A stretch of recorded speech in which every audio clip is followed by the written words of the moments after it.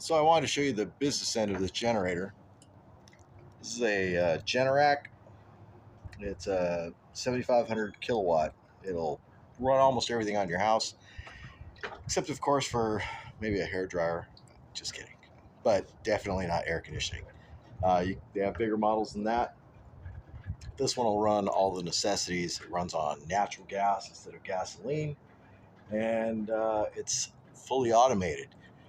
Take a look here at, we've got a 35 amp circuit breaker for protection. That's his. And then you've got the automated manual start, manual off. There's a fuse. We can set the exercise. This thing will exercise itself once a week because it has a battery. And if you don't exercise the battery, or if you don't exercise the engine, when you do need it, you're probably going to end up with a dead battery or a very difficult to start. So let's take a look. Manual.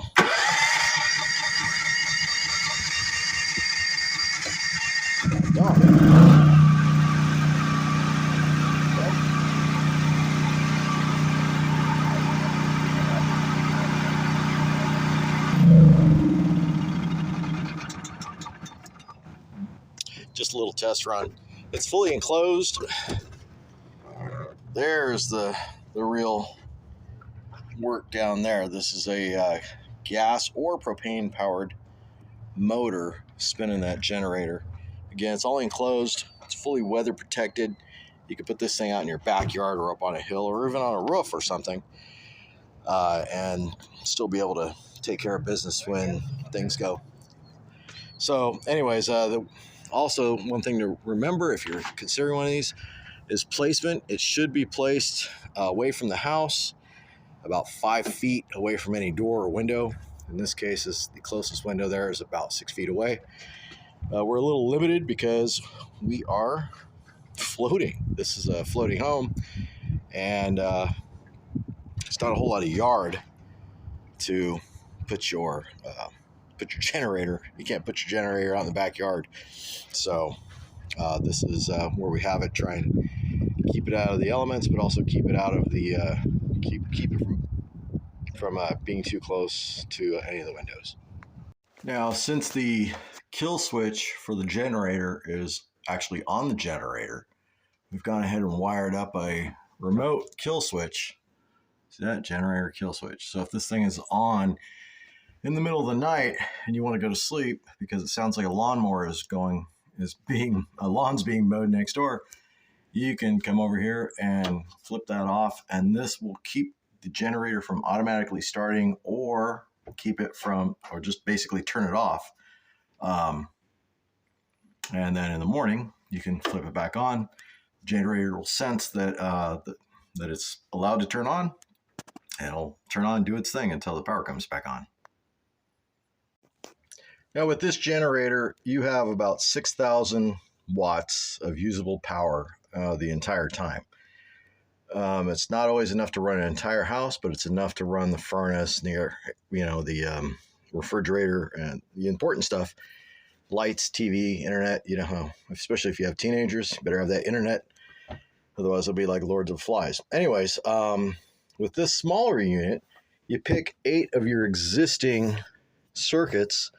One of them can be 20 amp, one of them could be 220, and the rest could be 15 amp. You reroute those. So instead of them being active where the old panel was, you've now rerouted these from the old panel, and they're now going into this new panel.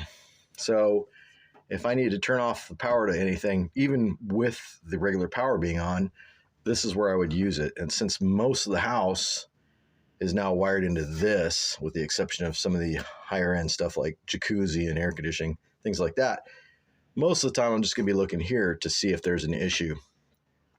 So if there's an issue with a breaker or something like that, this would be where you look first, and then you come over there. With this, the great thing about this is I won't even bother showing you the insides, but inside here is an automated transfer switch. If the power goes out, it activates a spring, or it deactivates a spring and a solenoid. It fires up the engine. The engine fires up, sends the electricity back here. There's no danger of the power you trying to power PG&E, because it's totally turns PG&E off and allows you to charge your house with the generator. I'll explain more of that later. Okay, so we talked about an in-home generator, and they can be costly, a couple grand for the smallest type, and then of course you got a couple $1,000s worth of install. The another way to go would be just a portable generator like this. If you're into camping or trailering or boating or something like that, you can pick up one of these for about $400 or $500. Probably even a lot less if you get them used. People buy them, don't ever use them again, and then they sit in the garage for forever and ever. But they're fairly simple to use. The only problem you have is if you let them sit too long, you got to worry about the gas that's in them. Now, speaking of that, you got to go through some of this.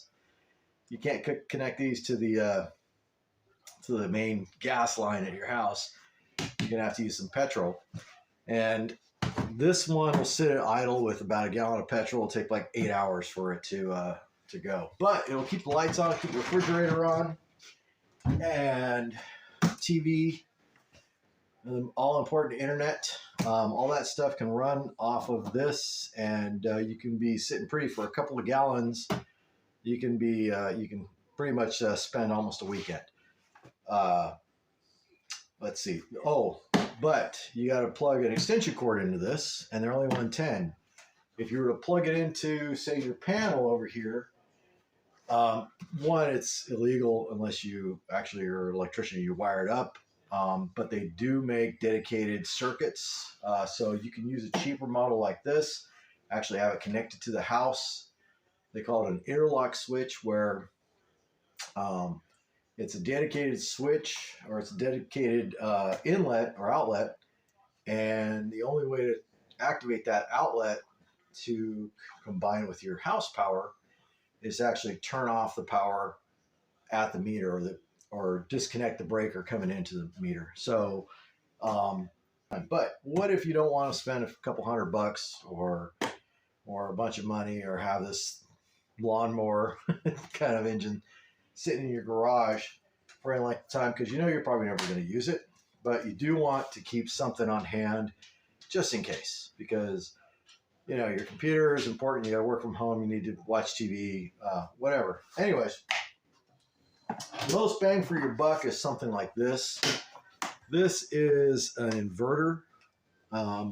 This was only 300 watts, but I mean, this thing's like 15 years old. I keep it in my truck because I can plug it in a cigarette lighter, and there's two 110 outlets, and I'm able to charge the tools that I use. The tools that have to be plugged into a power outlet, I can have them charging in my truck while I'm driving to whatever job site. Works really good. But more importantly, the reason I bought this a long time ago is when we first moved to Discovery Bay, the power went out monthly. It would just go out, and it'd be out for 6, 7, 8 hours, and usually happen on a Friday night, probably because that's, somebody drank it and driving and ran into the transformer. But this thing saved my life. Well, saved my rear end, because my kids were of that age where they came home from school, and at the end of the day, 10 o'clock at night, if there were no lights, there was going to be an issue. So this thing you can plug into your cigarette lighter. They have larger ones that you can plug into, clamp onto the battery, even stronger. I would recommend those. And this thing will run your television. It'll run a lot of lights. It'll run anything that you need charged. All important cell phone. It, needs to be charged. You can't get that from a solar panel, at least not in the dark. So I would recommend, if you don't want a generator, if you don't want a household generator, if you don't want a battery bank of generators, and you don't want one of these, spend 50, maybe not even that, $50 to buy something like this, just to have. That way you're never without 110, because your cell phone does a lot of stuff, but it won't keep the lights on. This will do it. This will support a small fridge. You get a larger one of these, it'll support a small fridge, and you can leave your car parked in the driveway, and put it in idle and let it sit there for an hour or so. But you don't have to keep the car on the whole time. You can turn the car off, A lot of times I'll have one of these just plugged into a battery that, that isn't even in a car, and it'll just discharge slowly. The best batteries for something like this would be like a deep cycle from, say, a boat or a golf cart. They discharge very slow and they recharge pretty quickly. But note of caution: don't ever put your car in the garage and fire it up and run this. It's just a bad idea, a bad habit to get into. Leave your car outside, get a long extension cord, plug into this thing, and enjoy an evening, with candles and lights and TV if you want. But what I'm here to tell you is the point of this conversation is if you're prepared for a power outage, you're more than likely your power never go out. It's kind of a Murphy's Law thing. And ever since I've had this stuff, we've, as soon as I bought a generator, PG&E changed the transformer and changed the location so some idiots wouldn't run into it. And we haven't lost power out here in Discovery Bay, or at least in my neck of the woods, for a long, long time.